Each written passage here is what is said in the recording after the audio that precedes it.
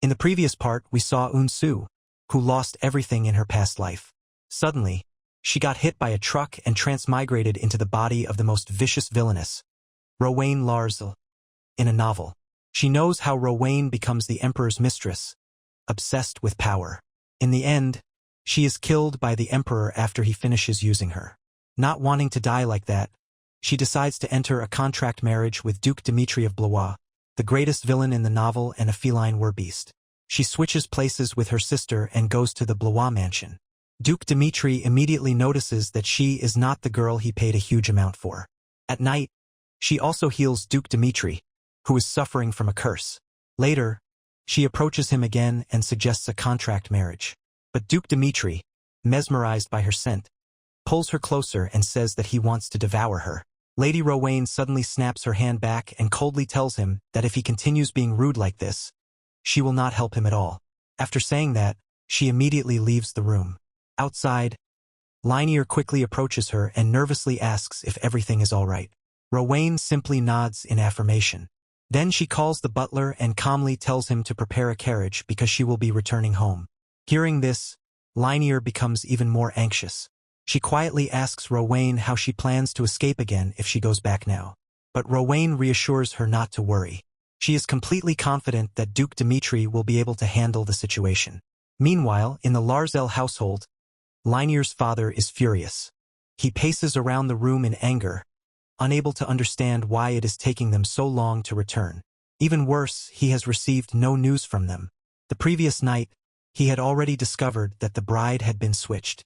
What he cannot understand is why Lady Rowain would do something like this, and why Linear decided to play along with the trick. He angrily shouts at Linear.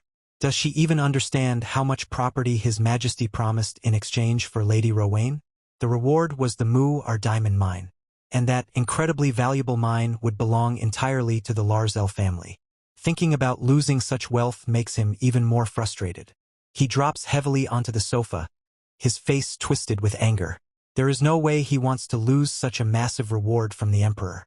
But Linear is trembling with fear. She had already failed to escape, and now her father is furious with her. Suddenly, he shouts at her again. He orders her to go immediately and bring Lady Rowain back. And if she cannot please His Majesty in Rowain's place, then she must do whatever it takes to bring Rowain back. Now all he can do is wait. He continues pacing around the room restlessly. Then finally, a maid enters and informs him that Lady Rowain has arrived. But the moment Rowain steps inside the house, she is greeted with a loud, painful slap across her face. Her father had struck her without hesitation. He angrily demands to know why she did something so foolish. He always believed she was a smart child, but now she has done something completely reckless. At that moment, his wife quickly tries to calm him down. She warns him that if he leaves a mark on Rowain's face, His Majesty will be furious. Hearing this, Rowain can't help but think bitterly. These people are not worried about her at all. They are only worried about her face, because of the Emperor. The situation painfully reminds her of her previous life. Back then, her father used to beat her mother for absolutely no reason. One day, he beat her so brutally that her mother was left in critical condition and had to be rushed to the hospital. Even while struggling to breathe, her mother grabbed Yoonsu's hand and told her something she would never forget. Do not live like me. You must become strong. Strong enough that no one can ever hurt you. Remembering her mother's words fills Eun-soo with burning rage. She slowly lifts her head and stares directly at her father. Her eyes are filled with fierce determination. Her father notices the look immediately. He glares at her and asks what that expression means. Is she rebelling against him? Without hesitation, Rowain answers, yes. And she asks him a simple question. Is there anything stopping her from doing that? Her father's face twists in fury. He calls her a wretch and accuses her of daring to rebel against him. Then he slaps her again with full force. The impact is so strong that her cheek instantly becomes red and swollen.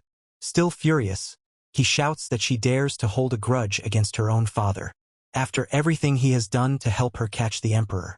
But instead of crying, Rowain suddenly laughs. She tells him to beat her as much as he wants. Just as he raises his hand to hit her again, his wife quickly stops him. She reminds him that if His Majesty finds out about this, it will be disastrous for their entire family. Hearing this, he finally lowers his hand. Suppressing his anger, he coldly orders Rowain to return to her room immediately. But Rowain has already thought of another plan. Suddenly, she slaps herself. Her parents stare at her in complete shock. Has she gone crazy? But Rowain continues slapping her own face again and again. Her father quickly orders the servants to stop her. 2 servants rush forward and grab both of her hands to restrain her. Then Rowain calmly asks her father something terrifying.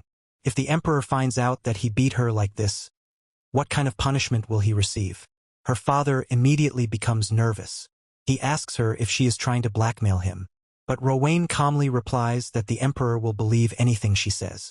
And she could easily tell His Majesty that her father beat her without any reason. Now her father is completely terrified. If the emperor believes her, he could be executed. With a cold glare, Rowain warns him. If he ever lays a hand on her again, she will never forgive him. After saying that, she calmly announces that she is going to rest in her room. And now, because her face is swollen and injured, they cannot send her to the emperor anytime soon, which means she finally has time. Time to find a way to escape. Meanwhile, back at the Blois mansion, the butler asks Duke Dimitri a serious question. What exactly does he plan to do about Lady Rowain? Dimitri remains silent for a moment. Even he is still unsure. Should he go and bring her back? Or should he leave things as they are for now? The next morning, the training ground is already lively. Soldiers and knights are practicing their sword techniques, their movements sharp and disciplined. Lady Rowain also arrives at the training ground. However, her cheeks still hurt badly. The pain from the slap has lasted longer than she expected, and even now she can still feel the burning sting. While she is standing there, a man with dark green hair approaches her. He stops in front of her and respectfully bows his head. In a calm voice, he asks if she called for him. This man is Nigel, Linier's caretaker. Without wasting time, Lady Rowain asks him directly if he loves Linier, and if he truly wants to see her again. Nigel immediately drops to one knee. His voice is filled with emotion as he answers her. Even if it is only for the last time, he still wants to see Linier, because he loves her deeply. Rowain looks at him carefully. Then she asks a difficult question. If he loves Linier that much, why did he never do anything? Even though there is a difference in their status, he simply watched as the woman he loved was forced to marry someone else. How can someone who truly loves her just stand there and do nothing? And more importantly, can he really make Linier happy?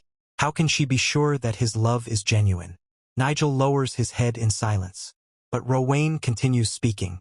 She tells him that when Duke Dimitri of Blois arrives, she will ask the Duke to take Nigel with him. Then Nigel should secretly join her carriage before they leave. Later, when Linier arrives in Blois, the two of them must run away together and hide somewhere safe. Somewhere far away where no one can find them. However, Rowain also knows something important. No matter what plans she makes, the final choice still belongs to Linier. Her role is only to reunite them, nothing more. Hearing her words, Nigel becomes overwhelmed with gratitude. He thanks her sincerely for helping them. Rowain then tells him something simple but important. He must take Linier far away from here. They should live quietly in a foreign land, and he must treat her well. Tears begin to form in Nigel's eyes. With deep sincerity, he promises that he will take good care of Linier. Looking at him, Rowain smiles softly. For the first time, she feels that maybe the two of them will be able to live happily on their own. Some time later, a maid suddenly rushes into Lady Rowain's room. She quickly informs her that Duke Dimitri of Blois has come to see her. Hearing this news, Rowain becomes surprised and excited. She never expected him to arrive so soon. So after all, Duke Dimitri really needs her healing power to cure his curse. The maid also reminds her of something important.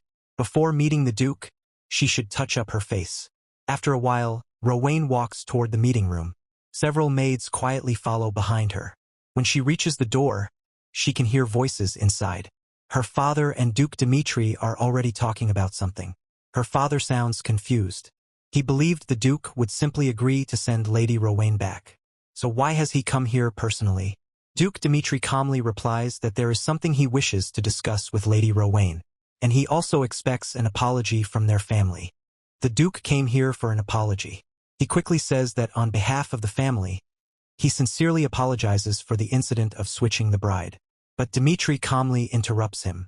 There is no need to apologize, because he is actually very happy that the bride was changed. The Count becomes even more confused. Then what exactly does the Duke want to discuss? But Dmitri answers that he would prefer to discuss it directly with Lady Rowain herself. As he says this, his gaze slowly shifts toward the door, right where Rowain is standing. Lady Rowain freezes in surprise. How did he notice that she was standing there? Duke Dmitri suddenly chuckles softly, but Rowain's father frowns in confusion. He asks why the Duke suddenly started laughing. Instead of answering, Dmitri calmly stands up and begins walking toward the door. This instantly makes Rowain's father nervous. He quickly says that Lady Rowain is resting after the exhaustion of traveling such a long distance, so it might be difficult for her to meet anyone right now. But clearly, he has no idea that Rowain is already standing outside the room. He had already sensed her presence. Without hesitation, he opens the door. Then he calmly tells the Count that Lady Rowain is standing right here. Rowain becomes nervous and quickly greets Duke Dmitri politely, but her father rushes forward angrily and scolds her. Why is she here? However, Dmitri immediately interrupts him. He says that he needs to speak with Lady Rowain right now. Then, in front of her stunned father, Duke Dmitri suddenly lifts Rowain into his arms. He carries her effortlessly as if she weighs nothing. Just as he is about to take her somewhere private, her father angrily shouts at him. What kind of nonsense is he doing? Dmitri calmly places Rowain down on a sofa. Then he quietly says that things might become dangerous.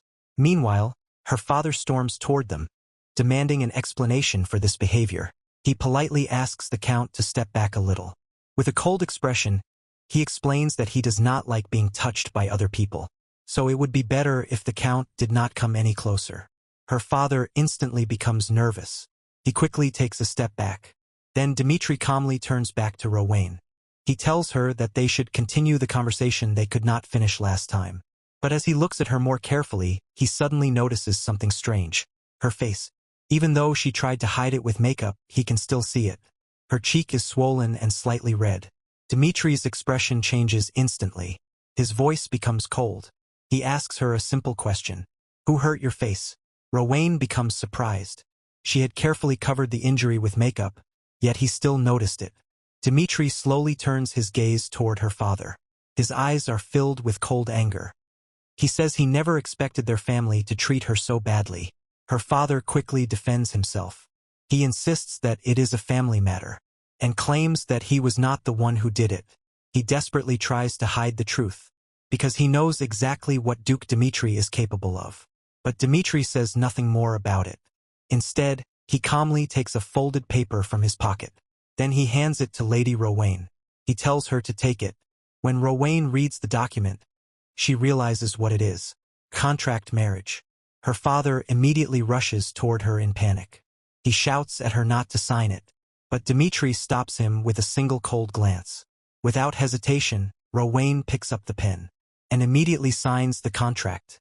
The moment her signature touches the paper, a bright magical light bursts out from the document. A magical voice echoes. It declares that Duke Dmitri of Blois and Rowain Larzel are now officially married. Their names glow brightly on the contract. Then the glowing letters slowly twist together, forming the shape of a ring. Rowain watches the magical scene in amazement. If she had known this would happen, she might have written her name a little more beautifully. But someone else in the room is not amazed at all. Her father. He stands there completely frozen, watching everything happen right in front of him. Lady Rowain's father suddenly rushes forward and tears the contract paper into pieces. But Duke Dmitri calmly informs him that it is already useless. As he clearly knows, a divorce requires the signed consent of both parties. Without that, the marriage cannot be undone. Rowain's father begins shouting in panic. He says this cannot happen. Lady Rowain was supposed to become the emperor's mistress, but now she has suddenly become the duke's wife. What will happen if the emperor finds out? That will not be good for anyone. But Dmitri simply looks at him with indifference. He says he does not care about that at all. Then he asks a cold question. Is the Count speaking on behalf of the emperor? Or is he trying to impersonate royal authority? Hearing that accusation, Rowain's father immediately becomes nervous. He quickly assures Dmitri that he was not talking about that. Dmitri no longer pays attention to him. Instead, He walks toward Lady Rowain and calmly says something unexpected. "Let's go home, wife." Rowain happily agrees. At this moment, she finally realizes something. She has successfully rewritten her destiny. Soon, the two of them sit inside a carriage heading toward the Blois Palace. After a moment, Lady Rowain carefully asks Dimitri something. Is it really all right for them to leave like this? Dimitri looks at her calmly. He asks what could possibly be wrong with her leaving. After all, she was already planning to leave everything for him to handle anyway. Hearing that, Rowain suddenly feels a little awkward. Just a short while ago they were strangers, and now they are suddenly husband and wife. Even addressing each other feels strangely formal. Dimitri calmly assures her that he will take care of everything. But for now, there is something else they should deal with. Her face. Rowain immediately understands what he means. Duke Dimitri wants to see her healing ability. Without hesitation, she gently touches her cheek. A soft glowing light surrounds her face. And within seconds, the swelling and redness disappear completely. Her face heals instantly. Rowain feels relieved. Dimitri watches the scene quietly, but inside he is clearly amazed.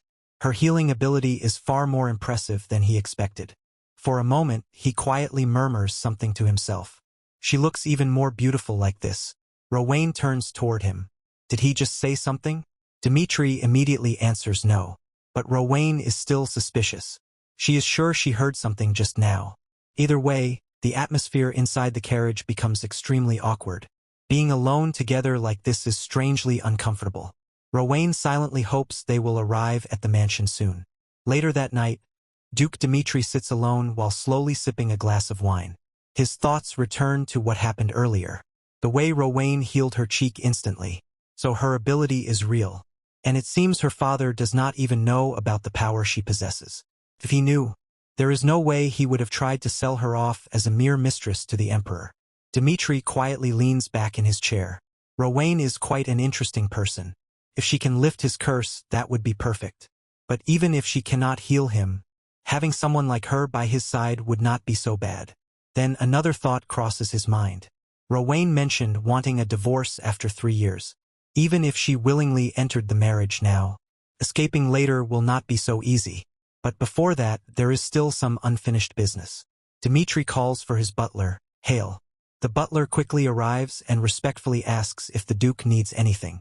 Without answering immediately, Dimitri pulls out a knife. Then he places his hand over the wineglass. In one swift motion, he cuts his palm. Dark red blood begins to flow into the glass, slowly filling it. Dimitri then calmly tells the butler to drink the blood. By doing so, he will be able to control his inner demon for a short time. Then he gives him an order. Go and break his father-in-law's wrist for daring to lay a hand on someone who now belongs to him, and beat him badly enough that he remains bedridden for a long time. At first, the butler hesitates. Drinking the Duke's blood is terrifying, but eventually he accepts the order. He drinks the blood. Almost instantly, dark shadows begin to surround his body. Later that night, Lady Rowain quietly walks outside the palace. The night air is calm and silent. She thinks about tomorrow. Once she reunites Nigel and Linear, many of her problems will be solved. But after that, what should she do next? But now, she has somehow twisted the original plot of the story. The real question is, will she be able to survive in this world? Her thoughts slowly drift back to her previous life. Back then, she was Seo Eun-soo. Her mother loved her deeply and always showed her warmth and affection. And her cats, they always made her happy when she played with them and took care of them. But now all of that is gone. She lost everything from her previous life. Still, she does not want to blame herself. She did her best. Even so, the future still feels uncertain. But one thing is clear. She must stay strong, no matter what happens next. Suddenly, she hears a faint sound coming from the bushes nearby. A white cat jumps out and gracefully lands on the wall. Rowain's eyes instantly begin to sparkle. This is the first time she has seen a cat in this world. The cat looks beautiful and elegant. It has glossy white fur, bright green eyes, and a long graceful tail. But suddenly, the sight reminds her of her own cats. They also looked healthy and full of life like this. Rowain slowly sits down. Tears begin falling from her eyes. She softly whispers that she misses her cats. The white cat lets out a quiet meow. Then it stretches its body along the edge of the wall. That sound catches Rowane's attention again. She quickly looks up. Is the cat about to leave? Rowane quickly calls out for it to wait. But the cat suddenly jumps down and runs away. Rowane watches it disappear. She feels a little sad. She quietly wonders whose cat it might be. But what she does not notice is that someone is hiding nearby, because the cat she just saw was actually the Beastman himself, Duke Dimitri. And this is where today's story comes to an end. Rowane believes she has successfully changed the original storyline. But fate is not so easy to escape. Will she eventually realize that the mysterious cat she saw earlier was actually Duke Dimitri himself? For now, she has managed to twist the story's original path. But the real question is, can she truly survive in this dangerous world? Because the challenges waiting for her in the Blois Duchy have only just begun. We'll find out in the next part. Thank you for watching. Don't forget to like and subscribe to our channel.